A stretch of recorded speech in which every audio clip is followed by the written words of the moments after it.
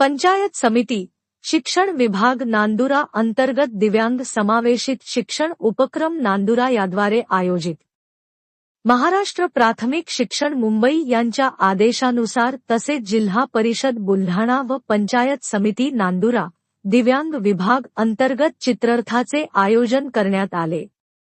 हा चित्ररथ तालुक्यातील सर्व दिव्यांग लाभार्थी विद्यार्थ्यांना सर्वसामान्य विद्यार्थ्यांसोबत शिक्षण घेता यावे आणि शाळेत दाखल करता यावे म्हणून जनजागृती मोहीम म्हणून चित्ररथाचे आयोजन करण्यात आले होते।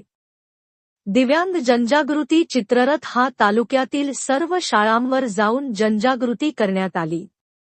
दिव्यांग विद्यार्थ्यांना दिल्या जाणारे सर्व लाभ आणि सुविधाबाबत मार्गदर्शन करण्यात आले। हा रथ दिनांक 15 डिसेंबर ते 16 डिसेंबर 2025 पर्यंत 2 दिवस पूर्ण तालुक्यातील शाळांवर जनजागृती करण्यात आली। दिव्यांग मुलाबाबत असणाऱ्या समस्या व त्यावर निरसन आणि सर्व विद्यार्थी समावेशक हा उद्देश ठेवण्यात आला। पालकांना येणाऱ्या समस्या, अडचणी कशा दूर करता येतील याकडे विशेष मार्गदर्शन करण्यात आले।